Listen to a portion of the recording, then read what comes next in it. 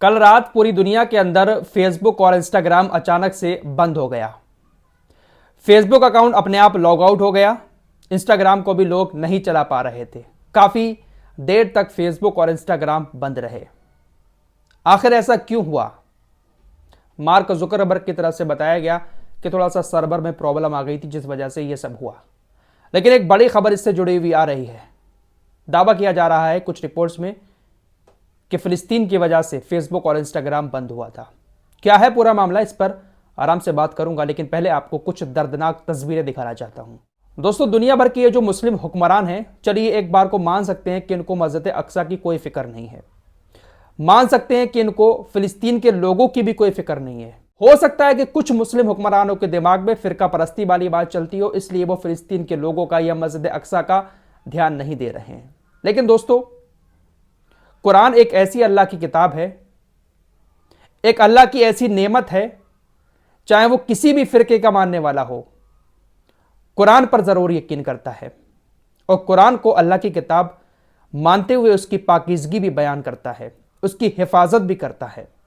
चाहे फिर वो किसी भी मसलक का हो, किसी भी फिरके का हो, अगर मुसलमान है तो कुरान की हिफाजत जरूर करता है। दर्दनाक तस्वीरें इजराइल से सामने आ रही हैं। मुस्लिम हुक्मरानों ने भी ये तस्वीरें जरूर देखी होंगी। इजरायली सेना ने एक मस्जिद के अंदर छापेमारी की और उस छापेमारी के दौरान वहां पर जो कुरान मजीद रखे हुए थे, उन कुरान पाक की बेहुरमती की। कई सारे कुरान पाक को फाड़ कर वहीं पर फेंक दिया। तस्वीरें आपकी स्क्रीन पर हैं। जो कब्जे वाला फिलिस्तीन है, जहां पर इजराइल की सेना तैनात रहती है, पश्चिमी तट पर अरब अल रमदीन के बेडाउन गांव में एक मस्जिद पर इजरायली सेना ने छापेमारी की और वहां पर कुरान की जो कॉपियां रखी हुई थीं, उसको फाड़कर वहां पर फेंक दिया।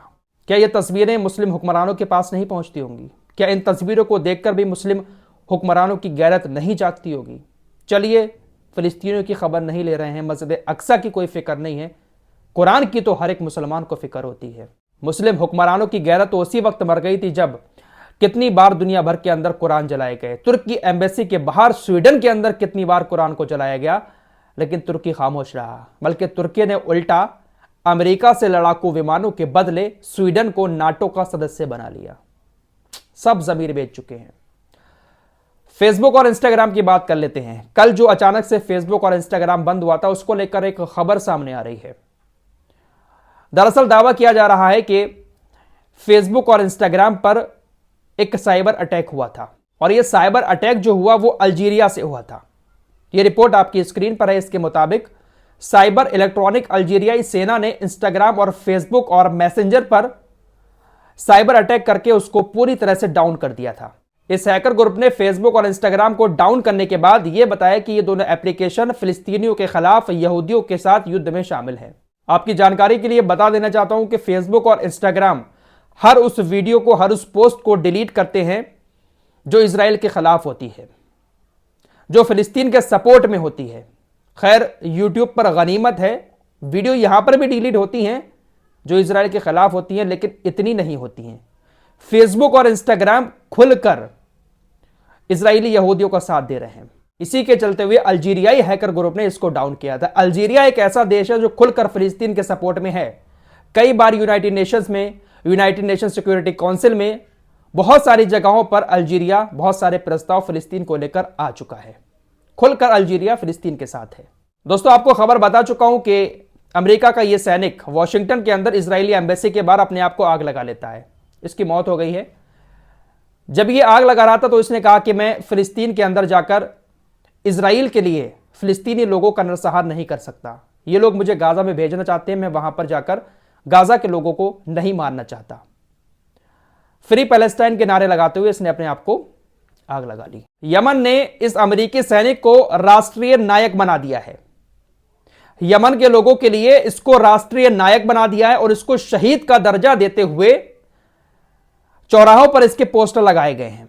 पूरे यमन के अंदर इसके पोस्टर लगाए गए हैं और इसको शहीद बताया गया है। बड़ी खबर एक और सामने आई है। रमजान के महीने को लेकर जो बहुत सारी बातें चल रही थी ना, कि प्रतिबंध लगाए जाएंगे मस्जिद अक्सा पर, फिलिस्तीनियों को नहीं जाने दिया जाएगा, कुछ ऐसी खबरें आ रही हैं।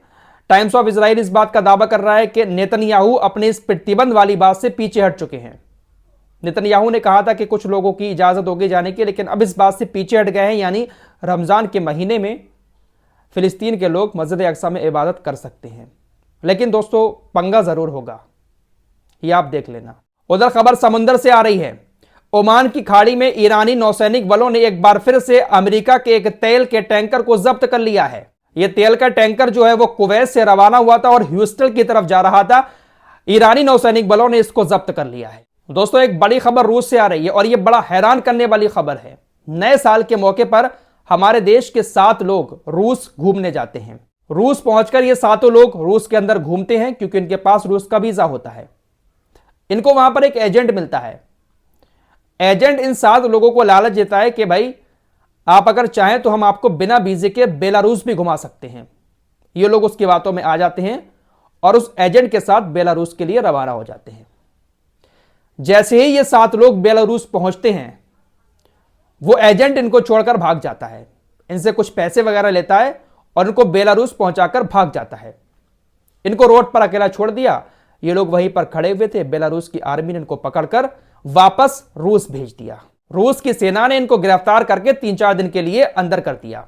उसके बाद इनसे बातचीत की गई कि आपके पास कुछ ऑप्शन है बचने के लिए। हम आपको एक जगह पर ले जाकर कुछ काम करवाना चाहते हैं, इसके बदले में आपको कुछ पैसे भी देंगे। अगर आप यहां पर रहकर काम करते हैं तो आप अपनी जिंदगी बचा लेंगे और अगर आप हमारे लिए काम नहीं करते हैं तो आपको यहां पर हम मार देंगे। ये लोग काम करने के लिए राजी हो गए। इन 7 लोगों को रूस की सेना एक ऐसी जगह पर ले गई जहां पर आर्मी वालों की ट्रेनिंग होती है। इन 7 लोगों को रूस की सेना ने वहां पर ले जाकर छोड़ दिया और इनकी आर्मी की ट्रेनिंग शुरू हो गई। 2-3 महीने की ट्रेनिंग करने के बाद इन 7 लोगों को रूस ने यूक्रेन भेज दिया। रूस ने भारत के इन 7 लोगों को यूक्रेन के युद्ध में उतार दिया है। इन लोगों ने बाकायदा वीडियो जारी करके ये सारी बातें बताई हैं कि हमें अब उस जगह पर भेज दिया गया है जहां पर खतरनाक वाली यूक्रेन के सैनिकों के साथ रूस के सैनिकों के साथ जंग चल रही है और हमें भी आदेश दे दिया गया है कि उनको भी अब जल्द युद्ध के मैदान में उतरकर यूक्रेन की सेना से लड़ना पड़ेगा। बाकायदा इन्होंने वीडियो बनाकर इस बात की जानकारी दी है कि हम बहुत बुरी तरह से यहां पर फंस चुके हैं। युद्ध का मैदान कोई आसान तो नहीं होता है ना। जान हथेली में लेकर वहां पर सैनिक एक दूसरे से लड़ते हैं। हमारे यहां के बहुत सारे लोग इजराइल की खातिर इजराइल की मदद करने युद्ध के मैदान में इजराइल के लिए उतरने वाले थे। जब युद्ध का मैदान सामने होता है ना तो अच्छे अच्छे घबरा जाते हैं। फिलहाल इनका ये वीडियो सोशल मीडिया पर बहुत ज्यादा वायरल है और ये यही गुजारिश कर रहे हैं कि हमको कैसे भी करके यहां से निकाला जाए। रूस ने अपनी सेना में भर्ती करके यूक्रेन लड़ने के लिए इनको भेज दिया। इनका कहना है कि भाई हमें तो बंदूक उठाना भी नहीं आती है, कैसे चलाते हैं बंदूक हमें कुछ नहीं पता है, हम युद्ध के मैदान में उतरेंगे तो क्या होगा हमारा। अब इनकी ये वीडियो सामने आई है। अब देखते हैं कि भारत सरकार कुछ एक्शन लेती है और इनको वहां से वापस बुलाती है या फिर ये लोग युद्ध के मैदान में उतरकर, अल्लाह ही मालिक है। फिलहाल इस रिपोर्ट में इतना ही। मिलते हैं कुछ और नई खबरों के साथ, तब तक के लिए अपना ख्याल रखिएगा। अल्लाह हाफिज।